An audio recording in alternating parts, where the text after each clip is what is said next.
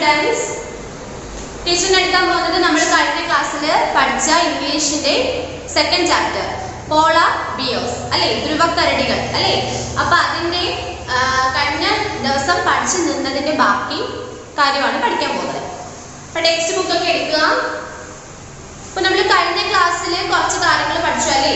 എന്തായിരുന്നു പഠിച്ചത്? ആദ്യം എങ്ങനെയാണ് അവ തണുപ്പിൽ നിന്നും എങ്ങനെയാണ് അവ രക്ഷപ്പെടുന്നത്, അവയുടെ ആ ഒരു ബോഡി ലാംഗ്വേജ് അല്ലെ.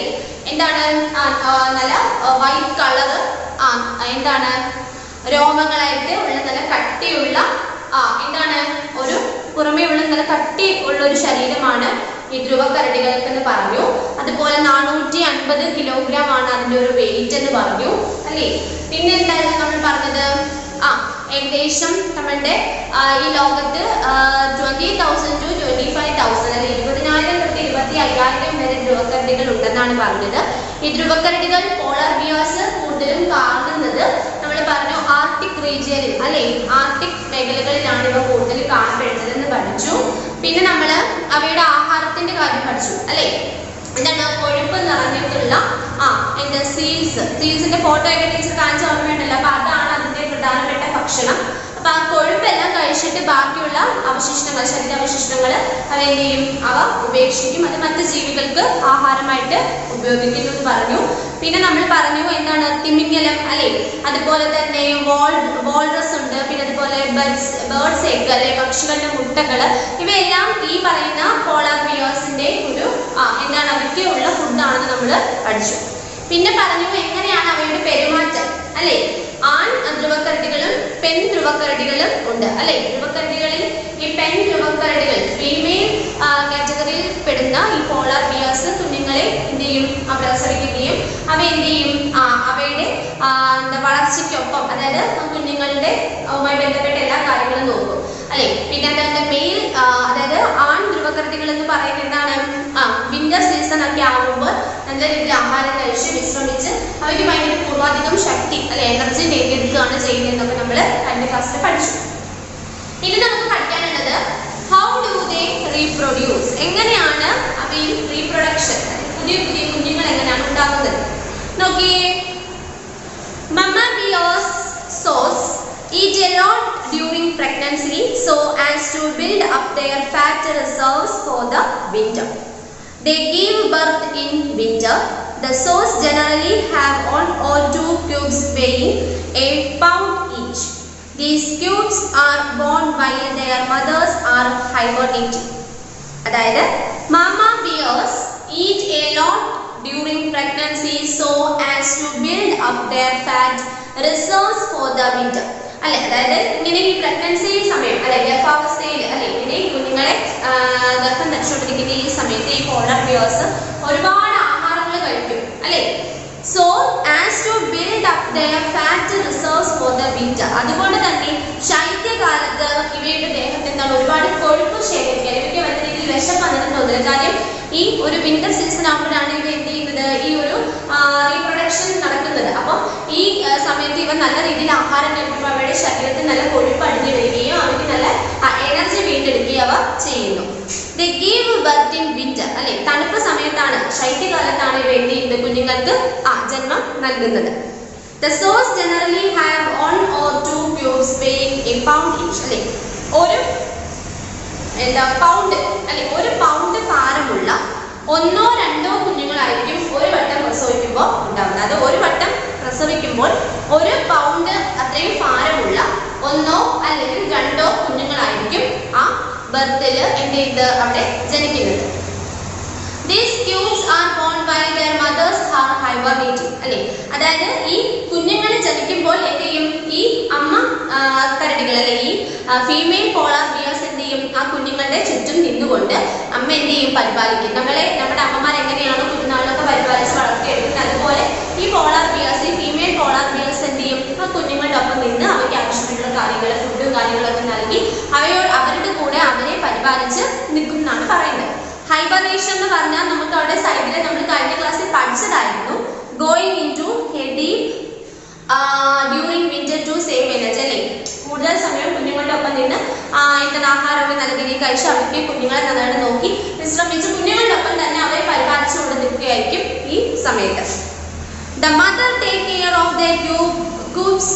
for around 28 months അല്ലേ. അതായത് ഈ കുഞ്ഞുങ്ങൾക്ക് ഈ അമ്മ എന്ന് പറയുന്നത് ഏകദേശം 28 മാസം വരെ എന്ത് ചെയ്യും, ഈ കുഞ്ഞുങ്ങളോടൊപ്പം നിന്ന് ഈ കുഞ്ഞുങ്ങളെ പരിപാലിച്ച് എന്ത് ചെയ്യും, അവയെ വളർത്തിയെടുത്ത് ഓരോ കാര്യങ്ങളൊക്കെ നമ്മുടെ അമ്മമാർ നമ്മളെ എങ്ങനെയാണ് കുഞ്ഞിനാണ് നമ്മൾ ആ കൈക്കുഞ്ഞൊക്കെ ആയ സമയത്ത് നമ്മൾ എടുത്തുകൊണ്ട് നടക്കും അല്ലേ. അതിനുശേഷം എന്ത് ചെയ്യും, നമുക്ക് പാലൊക്കെ തരും. അതിനുശേഷം നമ്മൾ കുറച്ച് വളർന്ന് വരുന്ന 1 വയസ്സൊക്കെ ആകുമ്പോൾ പതുക്കെ നമ്മൾ നടക്കും. അപ്പം നമ്മൾ വീഴാതെ നമ്മുടെ അമ്മമാർ എന്ത് ചെയ്യും, നമ്മളെ പിടിച്ച് നടത്തിക്കും അല്ലെ. ഇപ്പം നമ്മൾ നടക്കാൻ പഠിച്ച് കുറച്ചങ്ങോട്ട് കഴിയുമ്പോഴത്തേക്ക് നമുക്ക് ആഹാരമൊക്കെ നമ്മൾ സ്വന്തമായിട്ടൊക്കെ എടുത്ത് കുറച്ചൊക്കെ നമ്മളെടുത്ത് കഴിക്കാനായിട്ട് നമ്മളെ ശീലിപ്പിക്കും. പിന്നെ ഓരോ വാക്കുകൾ നമ്മെ പറഞ്ഞു തന്ന് നമുക്കത് പറയിപ്പിക്കാൻ നമ്മളെ ശീലിപ്പിക്കും അല്ലേ. പിന്നെന്താണ്, അതിപ്പോൾ നമുക്ക് വെള്ളം വേണമെങ്കിൽ നമ്മളോട് വെള്ളം വേണം എന്ന് നമ്മൾ ചോദിക്കും അല്ലെ. അതൊക്കെ എങ്ങനെയാണ് നമ്മുടെ അമ്മമാർ നമ്മളെ പഠിപ്പിച്ച കാര്യങ്ങളാണ് അല്ലേ. അപ്പം അതുപോലെ ഈ കരടികൾ എന്ത് ചെയ്യും, ഈ ധ്രുവക്കരടി എന്ത് ചെയ്യും, ആ കുഞ്ഞുങ്ങളെ 28 മാസം കൂടെ നിന്ന് അവയുടെ വളർച്ചയ്ക്ക് വേണ്ടുന്ന എല്ലാ കാര്യങ്ങളും ചെയ്ത് എല്ലാ കാര്യങ്ങളും അവയെ പഠിപ്പിക്കും. During this time they are taught survival skills by their mothers അല്ലേ. ഈ സമയം ഈ 28 മാസം എന്ന് പറഞ്ഞാൽ ആ സമയത്ത് ഈ അമ്മമാർ എന്ത് ചെയ്യും, അവരെ അതിജീവിക്കുവാനുള്ള കഴിവുകൾ, അതായത് ഇപ്പോൾ നമ്മൾ ആദ്യമേ പറഞ്ഞപ്പോൾ നല്ല സ്വിമ്മേഴ്സ് ആണെന്ന് പറഞ്ഞു, നല്ല നീന്തുന്നതാണെന്ന് പറഞ്ഞപ്പോൾ വെള്ളത്തിലൂടെ എങ്ങനെ നീന്തണം, അല്ലെങ്കിൽ എങ്ങനെ ആഹാരം കുടിക്കണം, അല്ലെങ്കിൽ എങ്ങനെയാണ് ശത്രുക്കളിൽ നിന്നും ഓടി രക്ഷപ്പെടേണ്ടത്, അങ്ങനെയുള്ള എല്ലാ കാര്യങ്ങളും ഈ ഫീമെയിൽ പോളാർ ബിയേഴ്സ് എന്ത് ചെയ്യും, ഈ കുഞ്ഞുങ്ങൾക്ക് പഠിപ്പിച്ചു കൊടുക്കും. Male polar bears do not play any role in raising അല്ലെ. പിന്നെ ആൺ ധ്രുവക്കരടികള് കുഞ്ഞുങ്ങളെ വളർത്തുന്ന കാര്യത്തിൽ ഒരു ഉത്തരവാദിത്വവും എടുക്കുന്നവരല്ല അല്ലെ. എല്ലാം എന്താണ്, ആ ഫീമെയിൽ പോളാർ ബിയേഴ്സ് ആണ് ചെയ്യുന്നത്. മെയിൽ പോളാർ ബിയേഴ്സ് ഈ കുഞ്ഞുങ്ങളുടെ കാര്യത്തിലൊന്നും ഇടപെടുത്തേ ഇല്ല. Sometimes the male may even kill young birds. ചില സമയത്ത് ഈ മെയിൽ പോളാർ ബിയേഴ്സ്, ഈ ആൺ ധ്രുവക്കരടികളൊക്കെയും ഈ കുഞ്ഞുങ്ങളെ അല്ലെങ്കിൽ ധ്രുവക്കരടികളുള്ള കുഞ്ഞു ധ്രുവക്കരടികൾ അവയെ ചിലപ്പോൾ കൊന്നുവരെ കളയും. അപ്പം ഈ ആൺ ധ്രുവക്കരടികൾ ഒരിക്കലും ഈ കുഞ്ഞുങ്ങളെ വളർത്തുകയോ അവയെ വലുതാക്കുകയൊന്നും ചെയ്യത്തില്ല. എല്ലാ അമ്മമാരാണ് ആൺ ധ്രുവക്കരടികളാണ് ചെയ്യുന്നത്. അടുത്തത് the threat to polar bears അല്ലെ. അതായത് ഈ പോളാർ ബിയേഴ്സിനുള്ളൊരു ഭീഷണി അല്ലെങ്കിൽ അവയ്ക്കുള്ളൊരു പ്രശ്നം അല്ലെങ്കിൽ ഒരു പോരായ്മ, അല്ലെങ്കിൽ നമ്മൾ പറയത്തില്ലേ നമ്മുടെ പ്രകൃതിക്ക് ഭയങ്കര ഭീഷണിയാണ് എന്തൊക്കെ പറഞ്ഞ് നമ്മൾ പറയത്തില്ലേ. അപ്പം അതുപോലെ ഈ പോളാർ ബിയേഴ്സിന് ഭീഷണിയായിട്ടുള്ള കാര്യങ്ങൾ എന്തൊക്കെയാണെന്നാണ് ചോദിക്കുന്നത്. നോക്കി, climate change and global warming is affecting the population of polar bears അല്ലേ. അതായത് മാറിക്കൊണ്ട് വരുന്ന കാലാവസ്ഥയും ഗ്ലോബൽ വാർമിംഗ്, ആഗോളതാപനം എന്ന് പറഞ്ഞാൽ നമുക്കറിയാം ചൂട് കൂടുതലുള്ള സമയം. ഈ ചൂട് കൂടുതലുള്ള സമയത്ത് നമുക്ക് ഈ ആദ്യമേ നമ്മൾ ഇതിനകത്ത് പറഞ്ഞു, ഈ പോളാർ ബിയേഴ്സ് എന്ന് പറയുന്നത് കൂടുതലും ആർട്ടിക് റീജിയനിലാണ് കാണുന്നത്. അവിടെ എന്ന് പറഞ്ഞാൽ മഞ്ഞാണ് അല്ലെ, കൂടുതലും ഭയങ്കര തണുപ്പാണ്, മഞ്ഞ് മലകളും അല്ലെ, ഐസൊക്കെ എന്താണ് മഞ്ഞ് പോലെ ഉരുകി വലിയ കട്ടകളായിട്ട് കാണപ്പെടുന്നതാണെന്നാണ് പറയുന്നത്. അപ്പം അവിടെ താമസിക്കുന്ന അവയ്ക്ക് ഈ തണുപ്പിനോട് അഡ്ജസ്റ്റ് ചെയ്ത് ജീവിക്കാൻ അവർക്ക് കഴിവുണ്ട്. പക്ഷെ ഭയങ്കര ചൂടാകുമ്പോൾ അവർക്ക് പറ്റത്തില്ല. അപ്പം ഈ ഗ്ലോബൽ വാർമിംഗ് ആകുമ്പോൾ കാലാവസ്ഥ എന്താണ്, ഭയങ്കര ചൂടാവും. അപ്പം നല്ല ചൂട് കൂടുമ്പോൾ ഈ ഐസൊക്കെ എന്ത് ചെയ്യും, ഉരുകി വെള്ളമായിട്ട് മാറും. അപ്പോൾ ഈ വെള്ളം എന്ത് ചെയ്യും, ഒഴുകി പോകും. അപ്പോൾ ഇങ്ങനെ ചൂട് കൂടുന്നതും അതുപോലെ തന്നെ മാറി വരുന്ന ക്ലൈമറ്റ് ചേഞ്ചസും ഒക്കെ ഈ പറയുന്ന നമ്മുടെ പോളാർ ബിയേഴ്സിന്റെ വംശനാശം അല്ലെ, അതായത് അവയുടെ എണ്ണം കുറയുന്നതിന് വളരെ കാരണമാണ്. They are now considered an endangered species അല്ലെ. അതുകൊണ്ട് തന്നെ നമുക്ക് പറയാം വംശനാശ ഭീഷണി നേരിടുന്ന ഒരു ജീവിയായിട്ടാണ് ഇപ്പോൾ നമ്മൾ ഈ പോളാർ ബിയേഴ്സിനെ കാണപ്പെടുന്നത്. ഇവിടെ പറഞ്ഞിട്ടുണ്ട് endangered എന്ന് പറഞ്ഞാൽ at risk of extinction, അതായത് വംശനാശ ഭീഷണി, എണ്ണം വളരെ കുറഞ്ഞു വരുന്ന ഒരു ജീവി വർഗത്തിൽ വരുന്ന ഒന്നാണ് ഈ പോളാർ ബിയേഴ്സ് എന്ന് പറയുന്നത്. ഇപ്പോൾ due to the melting of ice, polar bears are finding it more and more difficult to hunt, travel and breed. അതായത് ഇങ്ങനെ ഈ ഗ്ലോബൽ വാർമിംഗ് ആഗോളതാപനമൊക്കെ കൂടുമ്പോൾ ചൂട് കൂടുമ്പോൾ ഐസ് എന്ത് ചെയ്യും, മെൽറ്റ്, അതായത് ഐസ് ഉരുകാൻ തുടങ്ങും അല്ലെ. ഇങ്ങനെ ഐസ് ഉരുകി കഴിയുന്നത് നമ്മുടെ ഈ പോളാർ ബിയേഴ്സിന്റെ ജീവിക്കുവാനുള്ള അവയുടെ ആ സാഹചര്യം വളരെയധികം ഡിഫിക്കൽട്ടി ആവും, അതായത് ഭയങ്കര പ്രയാസമാവും. എങ്ങനെയൊക്കെയാണ്, ഡിഫിക്കൽട്ട് ടു ഹണ്ട് എന്ന് പറഞ്ഞാൽ എന്താണ്, വേട്ടയാടി, അതായത് വേട്ടയാടി പോയി ഏതെങ്കിലും ഈ പറയുന്നത് നമ്മൾ നേരത്തെ പറഞ്ഞ പോലുള്ള എന്തെങ്കിലും തരത്തിലുള്ള ജീവജാലങ്ങളെയോ അല്ലെങ്കിൽ ഓരോ കാര്യങ്ങളൊക്കെ ഭക്ഷണത്തിന് വേണ്ടിയിട്ട് അവ പിടിക്കത്തില്ല. അപ്പം അങ്ങനെയുള്ള ഈ ഹണ്ടിങ്ങിന് കാര്യം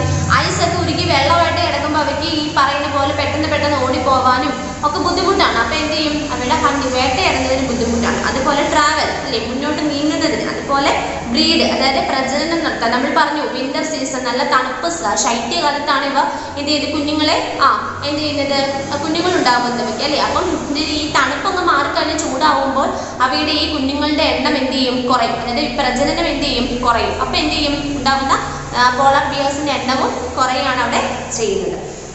In spite of being land mammals, they are forced to spend more and more time in the Arctic waters. അല്ല, അപ്പം ഇങ്ങനെ ഈ കരയിലുള്ള ഇതിന്റെ മാമൽസ് ആണ്, അതായത് കുഞ്ഞുങ്ങളെ പ്രസവിക്കുകയും അവയെ പാലൂട്ടി വളർത്തുകയും ചെയ്യുന്നതാണ് മാമൽസ് അല്ലെ. അപ്പം ഇതൊരു സസ്തനിയാണ് ഈ പോളാർ ബിയേഴ്സ്. അപ്പൊ ഈ കരയിലെ ഈ സസ്തനികൾ എന്താണ്, ഇത് ആർട്ടിക് വെള്ളത്തിൽ, നമ്മൾ പറഞ്ഞു ആർട്ടിക് മേഖലയിലാണ് കൂടുതൽ കാണുന്നതെന്ന് പറഞ്ഞത്. അപ്പം ഈ ആർട്ടിക് വെള്ളത്തിൽ എന്ത് ചെയ്യും, കൂടുതൽ സമയം ചെലവഴിക്കാനായിട്ട് ഇവ നിർബന്ധിതരാകും. കാരണം എന്ന് വെച്ചാൽ മലയും ഐസ് അല്ലെ, തണുപ്പാണ്. ഐസ് എന്ന് പറയുമ്പോൾ നല്ല തണുപ്പല്ലേ. അപ്പൊ ഇവയിലൊക്കെ അഡ്ജസ്റ്റ് ചെയ്ത് വളരുന്ന ഒരു ജീവിയാണ് ഇത്.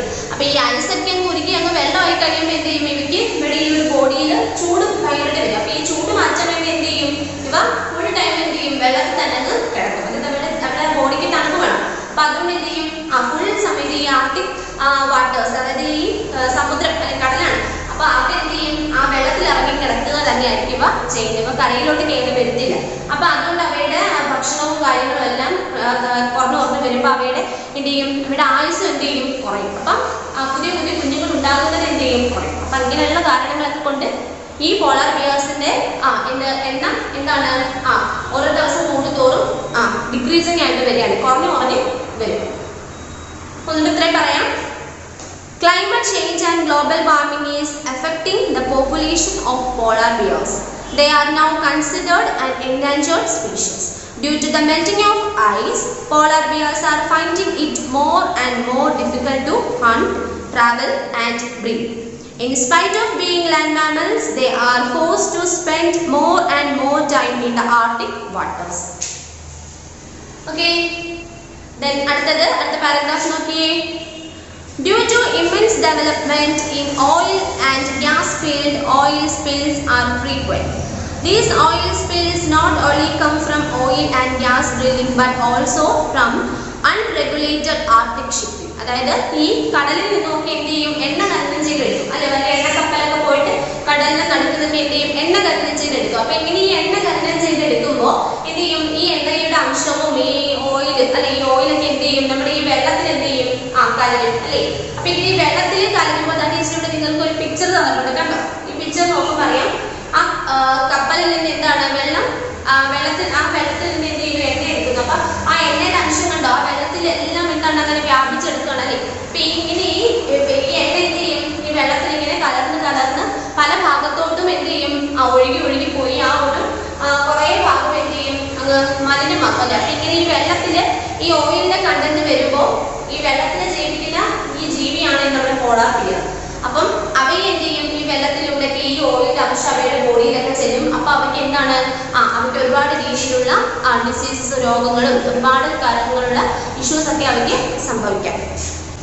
Oil spills harm polar bears in two ways: by contaminating their natural habitat and by killing their prey. അതായത് ഈ എണ്ണ ഇങ്ങനെ ഈ നമ്മൾ എണ്ണ ഖനനം ചെയ്തെടുക്കുമ്പോഴേക്കും ഇങ്ങനെയുള്ള ഈ എണ്ണ ചോരും അല്ലെ, അത് എണ്ണ ചോർച്ച എന്നൊക്കെ പറയും. അതായത് ഈ എണ്ണ എടുക്കുന്ന വഴിക്ക് അറിയുന്നത് അതിൽ നിന്നും ലീക്കായിട്ടാണല്ലോ ഈ നമ്മുടെ ഈ വെള്ളത്തിലൊക്കെ കലരുന്നത്. അപ്പൊ ഇങ്ങനെ ഉണ്ടാകുന്ന ഈ എണ്ണ ചോർച്ച ഈ നമ്മുടെ ഈ പോളാർ ബിയേഴ്സിനെ, ഈ ധ്രുവക്കരടികളെ പ്രധാനമായിട്ട് രണ്ട് രീതിയിലാണ് എഫക്ട് ചെയ്യുന്നത്. അവർക്ക് രണ്ട് രീതിയിലാണ് പ്രധാനമായിട്ട് അവയെ എഫക്ട് ചെയ്യുന്നത്. എന്താണ്, by contaminating the natural habitat. Contaminating എന്ന് പറഞ്ഞാൽ നിങ്ങൾക്ക് അവിടെ സൈഡിൽ മീനിങ് തന്നിട്ടുണ്ട്, നോക്കിയേ.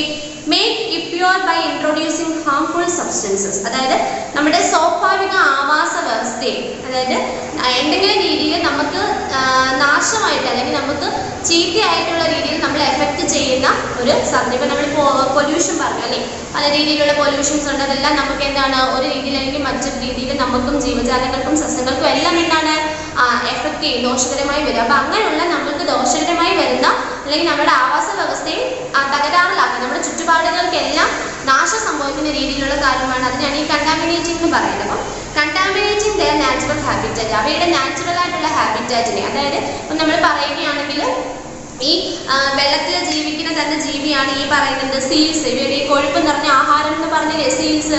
അപ്പൊ അവയെ എന്ത് ചെയ്യും? ഈ വെള്ളത്തിലൊക്കെ ജീവിക്കുന്നതാണ്. അപ്പൊ ഈ വെള്ളത്തിൽ നിന്ന് ഈ ഓയിലിന്റെ കണ്ടന്റൊക്കെ അവയ്ക്കും എന്താണ് അവയുടെ ജീവന്റെ തന്നെ ഭീഷണിയാവും. അപ്പം അവയ്ക്ക് നല്ല ഈ പോളാർ ബിയേഴ്സിന് എന്ത് ചെയ്തില്ല? അപ്പൊ നല്ല രീതിയിൽ ആഹാരം കിട്ടത്തില്ല. അതുപോലെ തന്നെ ഈ ചൂട് അകറ്റാനൊക്കെ ഈ പോളാർ ബിയേഴ്സ് ഈ വെള്ളത്തിലാണ് കിടക്കുന്നതെന്ന് പറഞ്ഞു. അപ്പൊ ആ വെള്ളത്തിൽ നിന്നും ഈ ഓയിലിന്റെ കണ്ടന്റ് ഈ പോളാർ ബിയേഴ്സിനും വരും. അപ്പൊ അവയുടെ ശരീരത്തിൽ എന്താണ് ഒരുപാട് ദോഷം സംഭവിക്കും. അതുപോലെ തന്നെ ആൻഡ് ബൈ കില്ലിംഗ് ദെയർ പ്രേ അല്ലെ എന്താണ് ഇരയെ കൊല്ലുന്നതും, അതായത് ഈ പറയുന്ന ജീവികൾക്കെല്ലാം എന്താണ് മരണം വരെ സംഭവിക്കാം അല്ലെ. ഈ വെള്ളത്തിൽ ഒഴുകി വിടുന്ന കാര്യം ഈ പോളാർ ബിയേഴ്സിനെ എഫക്ട് ചെയ്യുന്നത് പോലെ തന്നെ ആയിരിക്കും അതിലുള്ള ജലജീവികൾ. ഇപ്പൊ മീനും അല്ലെ, അപ്പൊ അങ്ങനെയുള്ള സ്റ്റാർ ഫിഷ്, മീൻ, അതുപോലെ തന്നെ പല കാര്യങ്ങളിലെയോ അപ്പൊ അങ്ങനെയുള്ള ഈ വെള്ളത്തിലുള്ള പല ജീവജാലങ്ങളെ എന്ത് ചെയ്യും? ഇവ നശിപ്പിക്കാൻ തന്നെ ചെയ്യും. അപ്പം ഈ പോളാർ ബിയേഴ്സ് എന്ത് ചെയ്യും? ഈ മീനെയും അതുപോലെ തന്നെ ഒക്കെ എന്ത് ചെയ്യും? ഭക്ഷണമായിട്ട് ഉപയോഗിക്കും. അപ്പൊ അവയുടെയൊക്കെ ഈ അളവ് കുറയുമ്പോൾ ഇവയ്ക്ക് നല്ല രീതിയിൽ ആഹാരം കിട്ടാതാവത്തില്ലേ. അപ്പൊ എല്ലാ രീതിയിലും എന്ത് ചെയ്യും? ഇങ്ങനെയുള്ള ഈ ഒരു ഓയിൽ സ്പിൽസിന്റെ ഈ ഒരു ഷോർട്ടേജ് അല്ലെങ്കിൽ ഈ ഒരു ലീക്ക് അല്ലെ എണ്ണ ഇങ്ങനെ ചോന്ന് പോയി വെള്ളത്തിലൊക്കെ ചേർന്ന് എല്ലാ തരത്തിലുള്ള ജീവജാലങ്ങൾക്ക് അതുപോലെ എഫക്ട് ചെയ്യും.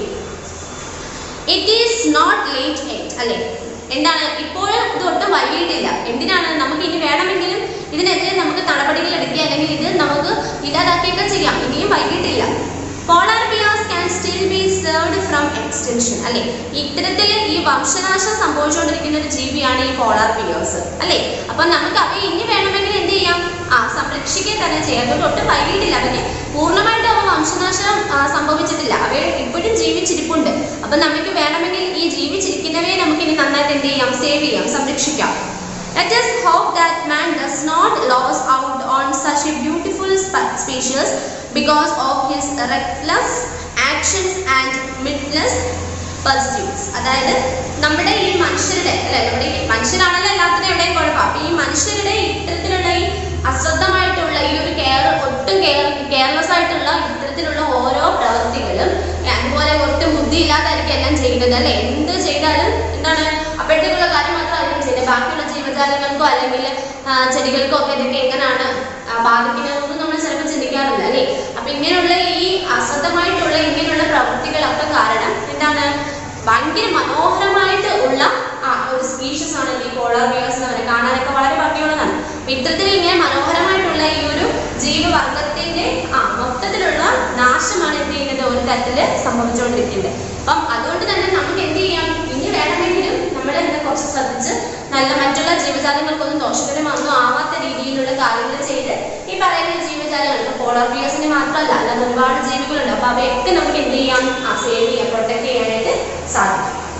ഞാൻ പറയുന്നത് let us hope that man does not lose out on such a beautiful species because of his reckless എന്ന് പറഞ്ഞാൽ careless ഒട്ടും ശ്രദ്ധയില്ലാത്ത actions and midless pursuits അല്ലെ. ഒട്ടും ഈ മനുഷ്യരുടെ അശ്രദ്ധയില്ലാത്ത ചെയ്യുന്ന എല്ലാ പ്രവൃത്തികളും എന്താണ് ഇത്തരത്തിൽ മനോഹരമായിട്ടുള്ള ഓരോ ജീവിവർഗത്തിന്റെയും നാശത്തിന് കാരണമായേക്കാം. അപ്പൊ അതുകൊണ്ട് ഒട്ടും നമ്മൾ താമസിച്ചിട്ടില്ല. ഇനി വേണമെങ്കിൽ നമുക്ക് എന്ത് ചെയ്യാം? ഈ പറയുന്ന ജീവജാലങ്ങൾ പോളാർ ബിയേഴ്സിനെ ആണെങ്കിൽ ഇങ്ങനെയുള്ള ഒരുപാട് ജീവികൾ നമുക്ക് ഇനിയും നമുക്ക് സേവ് ചെയ്യാം. അവയുടെ അവർക്ക് നല്ല പ്രൊട്ടക്ഷൻ അല്ലെ, അവർക്ക് നല്ല സംരക്ഷണമൊക്കെ കൊടുത്ത് അവർക്ക് നമുക്ക് ഇനിയും അവയുടെ ജീവവർഗത്തെ എന്ത് ചെയ്യാം?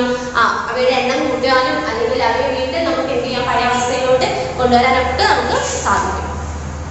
ഓക്കെ, പത്തൊന്ന് പറയാം.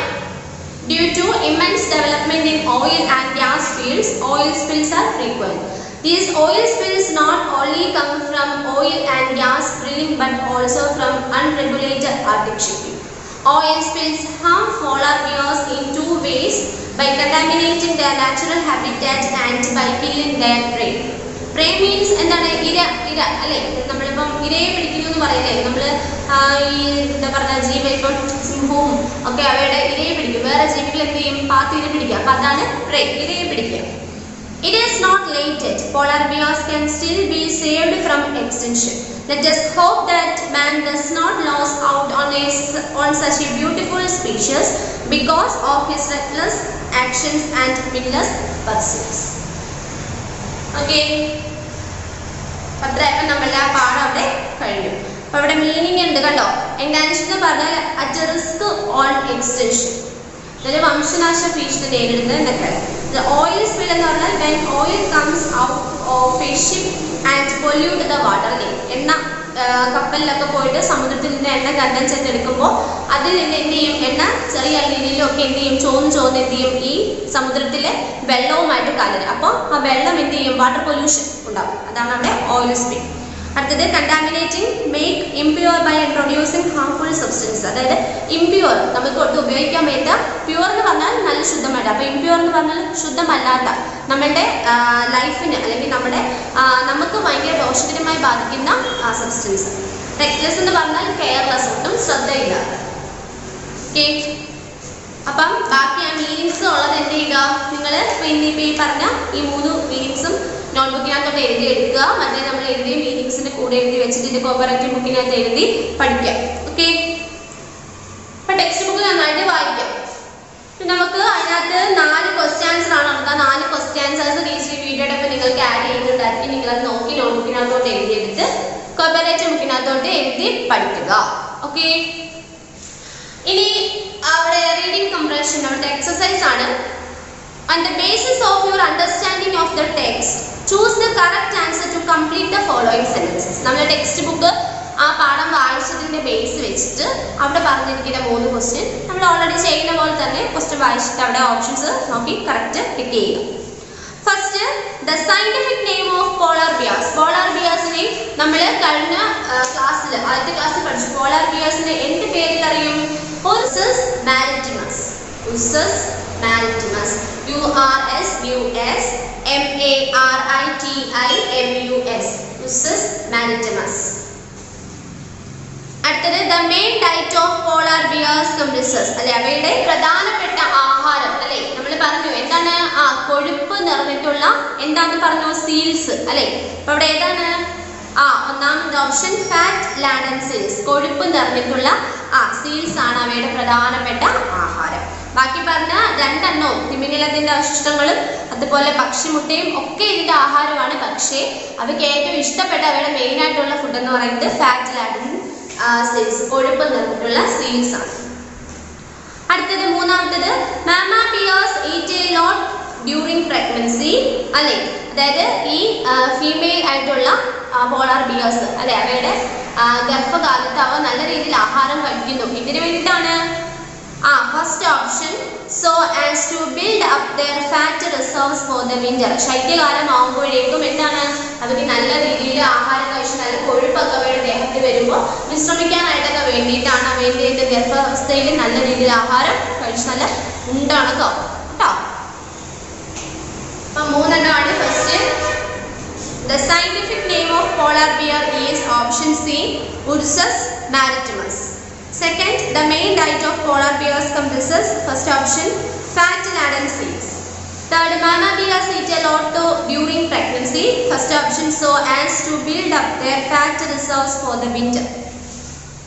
Okay, ഞാൻ ഇപ്പത്തെ നോക്കിയേ. ഇനിയാണ് നിങ്ങൾക്ക് പഠിക്കാനായിട്ട് ഇതിനകത്തുള്ളത് വൊക്കാബുലറി ആണ് കേട്ടോ. വൊക്കാബുലറി കണ്ടോ, വൊക്കാബുലറി എന്ന് പറഞ്ഞാൽ നിങ്ങൾക്ക് അവിടെ ഒരു 8 വേർഡ്സ് തന്നിട്ടുണ്ട്. അത് ഫില്ല് ചെയ്യാനായിട്ടാണ് പറഞ്ഞിരിക്കുന്നത്. ഓക്കെ, നോക്കിയേ. ഫസ്റ്റ് പറഞ്ഞിരിക്കുന്നത്, fill in the missing letters to complete the words given below.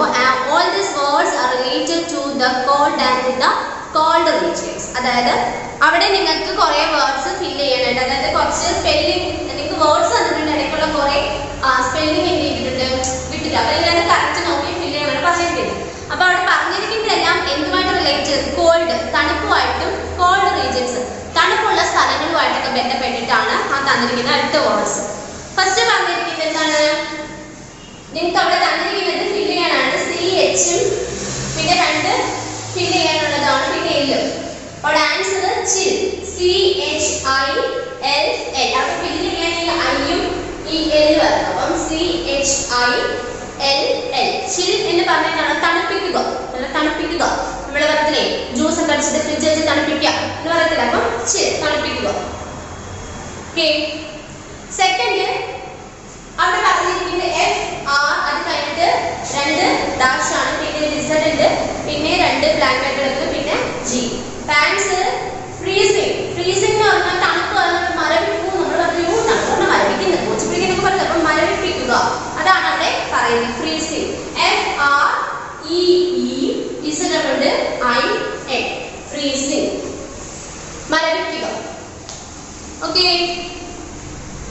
Then third അവിടെ F ഉണ്ട്, പിന്നെ 2 ഡാഷ് ആണ്, പിന്നെ ഒരു S ഉണ്ട്, പിന്നെ ഒരു ഡാഷ്, പിന്നെ Y. അപ്പോൾ ആൻസർ ഫ്രോസ്റ്റി. ഫ്രോസ്റ്റി. അവിടെ F R O S ഉണ്ട് T. ഫ്രോസ്റ്റി. ഫ്രോസ്റ്റി എന്ന് പറഞ്ഞാൽ എന്താണെന്ന് അറിയാം? തണുത്തുറഞ്ഞ.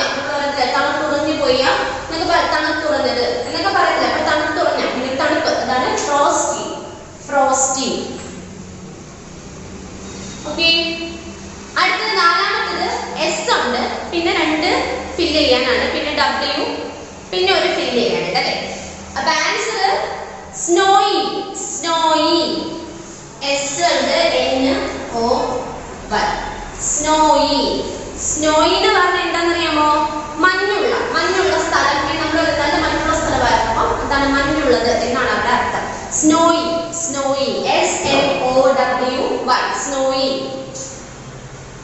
Then fifth one B ഉണ്ട്, പിന്നെ ഫില്ല് ചെയ്യാനാണ്, 2 ഫില്ല് ചെയ്യാനുണ്ട്, പിന്നെ ഒരു IN ഉണ്ട്, പിന്നെ ഒരു എന്തുണ്ട് ഫില്ല് ചെയ്യാൻ. അപ്പോൾ ആൻസർ ബൈറ്റിംഗ്. ബൈറ്റിംഗ്. B ഉണ്ട്, I ഫില്ല് ചെയ്യാൻ, T ഫില്ല് ചെയ്യാൻ, പിന്നെ എന്താണ് T ഉണ്ടായിരുന്നു, IN ഉണ്ട്, പിന്നെ G അടുത്താണ് ഫില്ല് ചെയ്യാൻ. ബൈറ്റിംഗ്. ബൈറ്റിംഗ് എന്ന് പറഞ്ഞാൽ കടിക്കുക. കടിക്കുക. കാരണം നമ്മൾ അടുത്തില്ലേ തണുപ്പ് പറഞ്ഞാൽ പല്ലൊക്കെ കടിക്കുന്നു, പല്ലൊക്കെ കൂട്ടിമുട്ടെന്ന് പറഞ്ഞില്ലേ കടിക്കുന്നു. അപ്പൊ അതാണ് ആ ഒരു അത് ബൈറ്റിംഗ്. നമ്മൾ പല്ലൊക്കെ കൂട്ടിമുട്ടെന്നൊക്കെ പറയുന്നത് തണുപ്പ് പറഞ്ഞു. അപ്പൊ അതാണ് 5 വേർഡാണ്. ഫസ്റ്റ് പറഞ്ഞിട്ട് ചിൽ, CHILL. അടുത്തത് ഫ്രീസിംഗ്, FREEZING. അടുത്തത് ഫ്രോസ്റ്റി, FROSTY. ഫ്രോസ്റ്റി. അടുത്തത് snowy, SNOWY. Snowy. Then biting, BITING. biting. Okay. ഇനി അടുത്തത് മൂന്നാമത് നോക്കിയേ. ആറാമത് പറഞ്ഞിരിക്കുന്നത് ഏതാണ്? G ഉണ്ട്, പിന്നെ ഒരു ഡാഷ്, പിന്നെ A, പിന്നെ 2 ഡാഷ് ഉണ്ട്, പിന്നെ E അല്ലേ? അപ്പൊ എന്താണ്? ഗ്ലേഷ്യർ. സ്പെല്ലിംഗ് GLACIER അല്ലേ? അപ്പൊ അവിടെ ഫില്ല് ചെയ്യാനുള്ളത് G ഉണ്ടായിരുന്നു, പിന്നെ L ഉണ്ടല്ലേ, പിന്നെ A അവിടെ ഉണ്ട്, പിന്നെ C യും I യും ER ബാക്കിയാണ്. അപ്പൊ GLACIER ഗ്ലേഷ്യർ. അത് ഹിമാനികൾ, മറ്റേ എന്താ പറഞ്ഞ മഞ്ഞ് മല എന്നൊക്കെ പറയത്തില്ലേ, അത് ഗ്ലേഷ്യർ. സോഷ്യലൊക്കെ പഠിച്ചതായിരുന്നു അല്ലേ, മഞ്ഞ് മലയിൽ ഒഴിക്കിടക്കുന്നൊക്കെ. അടുത്തത് ഏഴാമത്തെ ആൾക്ക് അറിയാൻ പറ്റും, നമ്മളിപ്പോ പഠിച്ചതല്ലേ, പോളാർ അല്ലെ? പോളാർ ബിയർസ് അല്ലെ? പോളാർ. അപ്പൊ അവിടെ ധ്രുവീയമായിട്ടുള്ള എന്തൊക്കെയാണ്? പോളാർ, ധ്രുവീയം അങ്ങനെയൊക്കെ. അപ്പൊ അവിടെ P ഉണ്ട്, O ഉണ്ടായിരുന്നു, പിന്നെ L ഉണ്ടായിരുന്നു, പിന്നെ പോളാർ. ലാസ്റ്റ് N ഉണ്ട്, പിന്നെ ഒരു ഡാഷ് ആണ്, UM, പിന്നെ 2 എണ്ണം ഉണ്ട് ഡാഷ്, പിന്നെ G. ആൻസർ നമ്മിങ്. നമ്മിങ് എന്ന് പറയുന്നത് മരവിപ്പ്. നമ്മളല്ലേ ഇപ്പോഴും ആ മരവിപ്പ് അങ്ങോട്ട് മാറിയിട്ടില്ല എന്നൊക്കെ നമ്മൾ പറയത്തില്ലേ? അപ്പൊ മരവിപ്പ്. അപ്പൊ അതാണ് നമ്മിങ്. NU, പിന്നെ MB ഉണ്ടല്ലേ, പിന്നെ ING. നമ്മിങ്. NUMBING. ആറാമത്തെ ഗ്ലേഷ്യർ ആയിരുന്നു, GLACIER. അടുത്തത് പോളാർ, POLAR. പിന്നെ നമ്മിങ്, NUMBING. ഓക്കെ. അപ്പൊ അത്രയേ ഉള്ളൂ നമ്മുടെ ആ ഒരു ചാപ്റ്റർ. പിന്നെയുള്ള ഗ്രാമർ ക്വസ്റ്റ്യൻ ടാഗ്, അത് നമ്മൾ കഴിഞ്ഞ ചാപ്റ്ററിലും ക്വസ്റ്റ്യൻ ടാഗ് ഉണ്ടായിരുന്നല്ലോ. അപ്പൊ അതുപോലെ ഇത് നിങ്ങൾക്ക് അത് പഠിപ്പിക്കും കേട്ടോ. വേറൊരു ക്ലാസ് നിങ്ങൾക്ക് അത് എടുത്ത് തരും.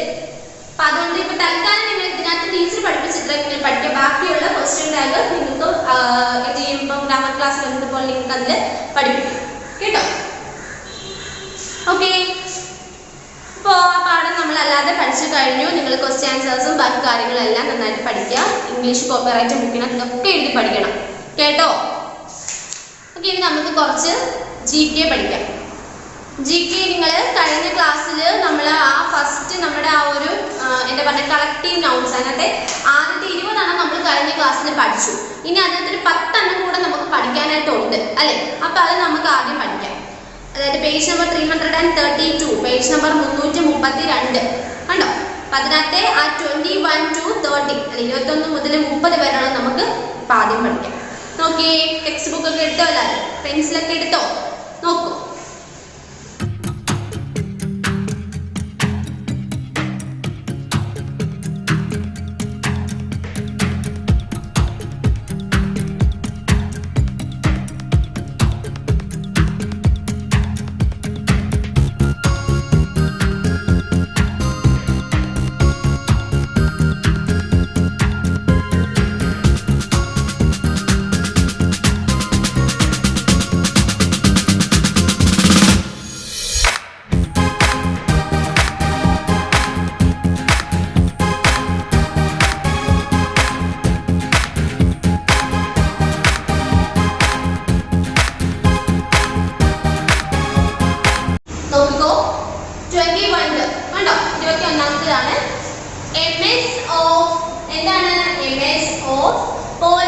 ഓഫീസേഴ്സ്, പോലീസ് ഓഫീസറുകൾ അല്ലെ, പോലീസ് ഓഫീസേഴ്സ്. അതാണ് ഇത് MS of പോലീസ് ഓഫീസേഴ്സ്.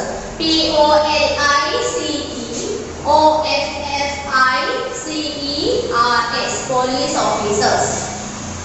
അടുത്തത് a trip of എന്താണ്? a trip of goats. goats എന്ന് പറഞ്ഞാൽ ആടുകൾ.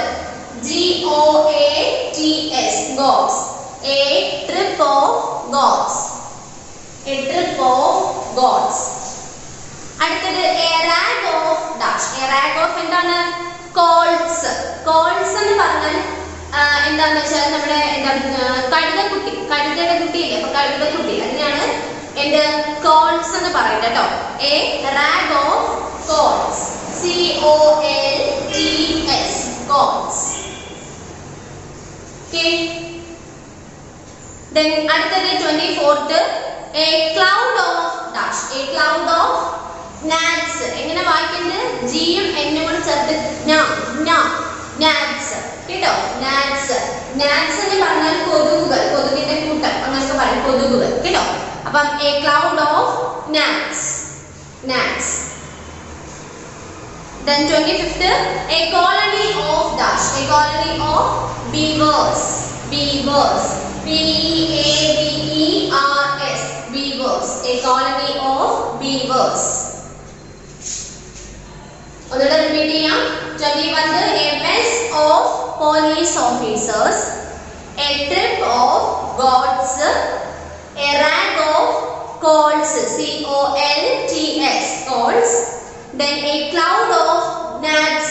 GNATS gnats. Then a colony of beavers. BEAVERS beavers.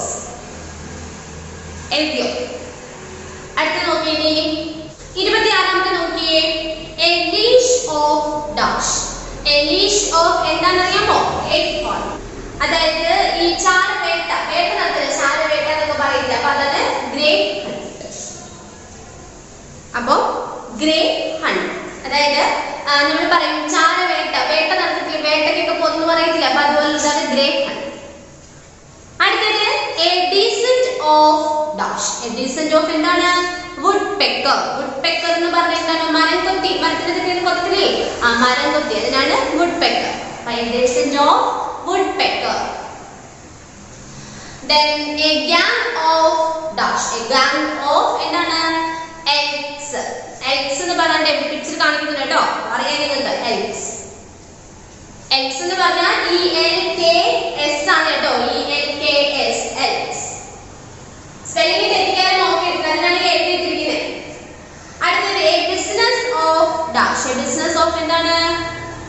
flies. flies എന്ന് പറഞ്ഞാൽ അറിയാലോ, ഈച്ചകൾ അല്ലെ, flies. FLIES flies. അടുത്തത് a charm of dash. a charm of എന്താണ്? goldfinches. goldfinches. GOLDFINCHES goldfinches. ഒന്നുകൂടെ പറയാം. അടുത്തത് a leash of greyhound. GREYHOUND greyhound. അടുത്തത് a descent of woodpeckers.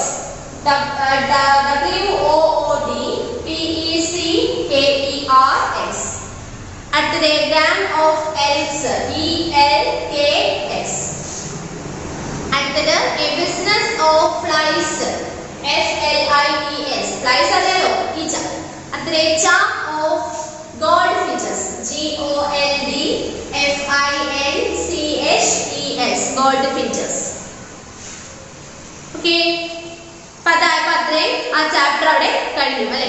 30 collective nouns ആണ് അവിടെ പഠിച്ചത്. പിന്നെ നമ്മൾ 21 to 13 ആണ് പഠിച്ചത്. അപ്പൊ അത് എഴുതി വന്നിട്ട് പഠിക്കണം കേട്ടോ, മറന്നു പോവരുതേ. പിന്നെ നമുക്ക് അടുത്തൊരു പാഠം കൂടെ പഠിക്കാം. അതായത് page number 337. Page number 337 quiz കണ്ടോ. അപ്പൊ അതിനകത്ത് എന്താണ്, ഒരു 15 ക്വസ്റ്റ്യൻസ് ആണ് ഉള്ളത്. അപ്പൊ നമുക്കത് പഠിക്കാം. നോക്കിയേ, ഒന്നാമത്തെ ക്വസ്റ്റ്യൻ നോക്കിയേ. What was the venue for first winter youth Olympics in 2012? 2012 first winter youth ഒളിമ്പിക്സിന്റെ വേദി എവിടെയായിരുന്നു, എവിടെ വെച്ചിട്ടായിരുന്നു നടന്നതെന്നാണ് ചോദിക്കുന്നത്. എവിടെ വെച്ചിട്ടാണ്? ഓസ്ട്രിയ. AUSTRIA. നിങ്ങൾക്ക് അതിന്റെ താഴോട്ട് കൊടുത്തിട്ടുണ്ട് കണ്ടോ, ഒരു ജസ്റ്റ് ഒരു ഭൂപടം പോലെ, ഒരു മാപ്പ് പോലെ കൊടുത്തേക്കുന്നത് കണ്ടോ, ഇതാണ് ഓസ്ട്രിയ. AUSTRIA, Austria.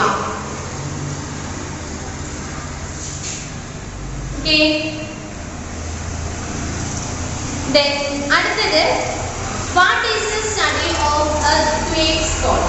ഭൂകമ്പങ്ങളെ കുറിച്ചുള്ള പഠനം. ഭൂകമ്പങ്ങളെ കുറിച്ചുള്ള പഠനം ഏതാണ്? സീസ്മോളജി. സീസ്മോളജി അവിടെ ഉണ്ട് കണ്ടോ, താഴോട്ട് നോക്കി, ആ ഭൂപടത്തിന്റെ ഒക്കെ ഇപ്പുറത്തെ സൈഡിലോട്ട് നോക്കിയേ കണ്ടോ, സീസ്മോളജി. SEISMOLOGY, seismology. സീസ്മോളജി കണ്ടോ, എഴുതിയോ? സ്പെല്ലിംഗ് തെറ്റിക്കാതെ നോക്കി എഴുതണം, ടെക്സ്റ്റ് ബുക്കിലുണ്ട്, താഴോട്ട് നോക്കിയാൽ മതി. Seismology, SEISMOLOGY. അടുത്തത് what is the study of birds? പക്ഷികളെ കുറിച്ചിട്ടുള്ള പഠനം. പക്ഷികളെ കുറിച്ചിട്ടുള്ള പഠനം എന്താണ്? Answer ornithology. Ornithology. ORNITHOLOGY.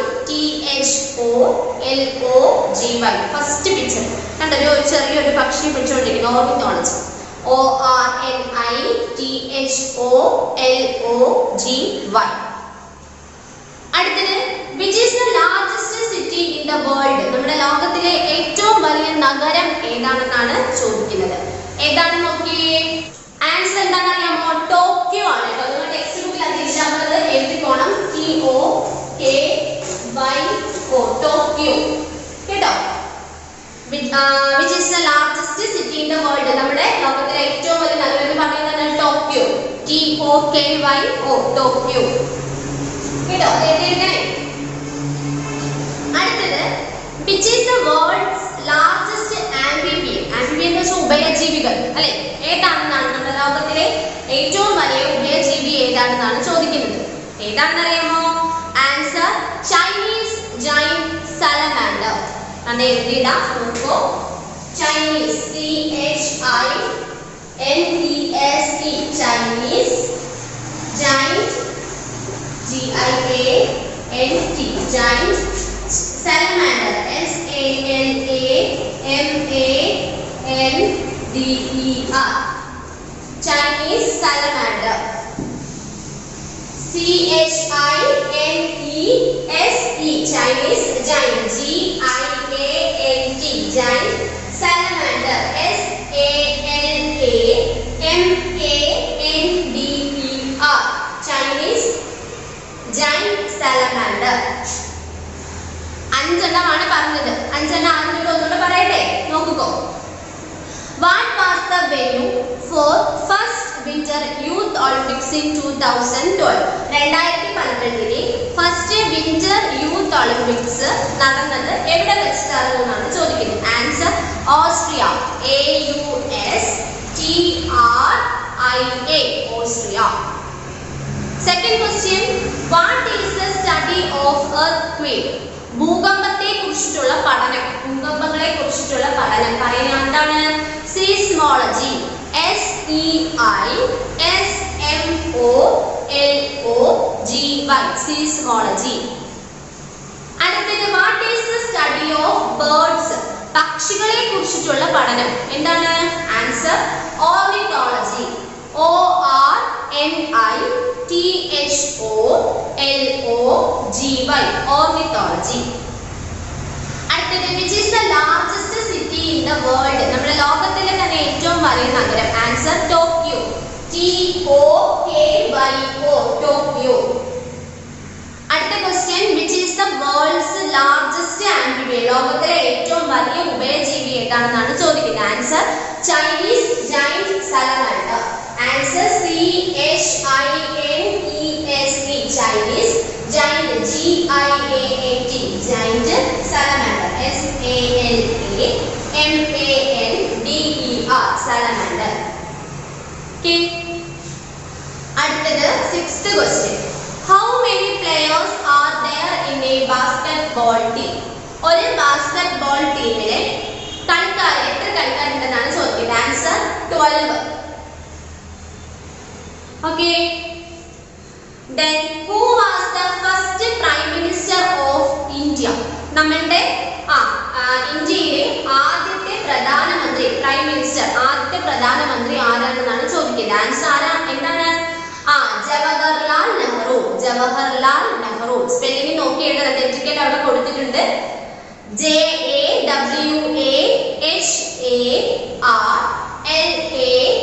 Jawaharlal Nehru. NEHRU Nehru. Jawaharlal Nehru.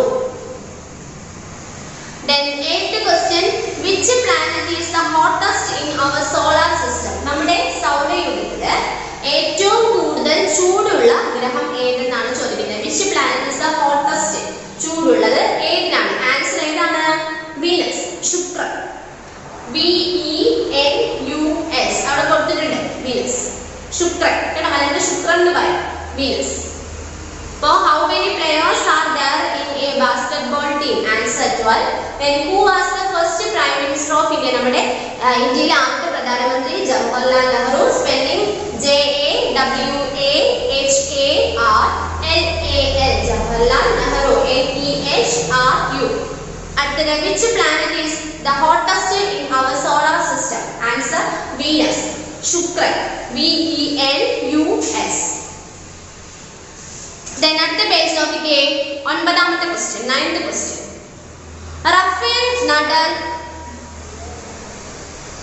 Rafale Nadal plays which sport? അല്ലെ, ഈ റഫേൽ നാഡൽ എന്ന് പറയുന്ന വ്യക്തി ഏത് കളിയാണ് അല്ലെങ്കിൽ ഏത് കളിയുമായിട്ട് ബന്ധപ്പെട്ട ആളാണ് ഈ റഫേൽ നാഡൽ? ആൻസർ ഏതാണെന്നറിയാമോ?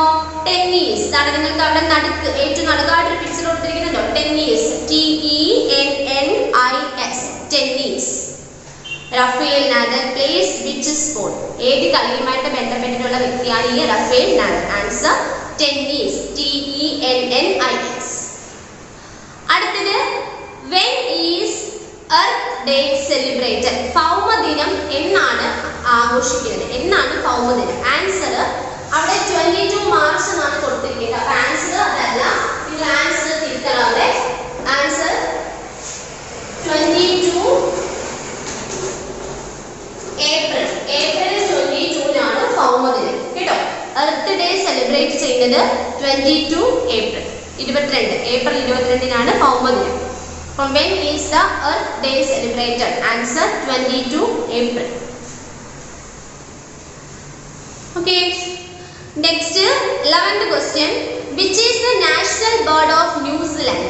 ന്യൂസിലാൻഡിന്റെ ദേശീയ പക്ഷി അല്ലെ, നാഷണൽ ബേർഡ് ന്യൂസിലാൻഡിന്റെ ദേശീയ പക്ഷി ഏതെന്നാണ് ചോദിക്കുന്നത്. Answer kiwi. കിവി. അവിടെ നല്ല ഏറ്റവും മുകളിലായിട്ടാണ് ഒരു കോഴിക്കുഞ്ഞാണ് വരുന്നത് കേട്ടോ. Kiwi. KIWI. Kiwi. Kiwi. Okay. Next 12th question, water is a mixture of which two gases? Water അല്ലെ, വാട്ടർ എന്ന് പറയുന്നത് ഏതൊക്കെ ഗ്യാസസ് ചേർന്നിട്ടുള്ളതാണ്? ഏതൊക്കെ ഗ്യാസസിന്റെ മിക്സ്ചർ ആണ് വാട്ടർ? ആൻസർ ഏതാണ്? അവിടെ ഏറ്റവും ലാറ്റത്തായിട്ട് തന്നിരിക്കുന്ന ഒരു മരം ഒരു ഗ്രീൻ കളറില് ഓക്സിജൻ, ഹൈഡ്രജൻ. O2 എന്ന് പറഞ്ഞ എന്താണ്? ഓക്സിജൻ ആണ് കേട്ടോ.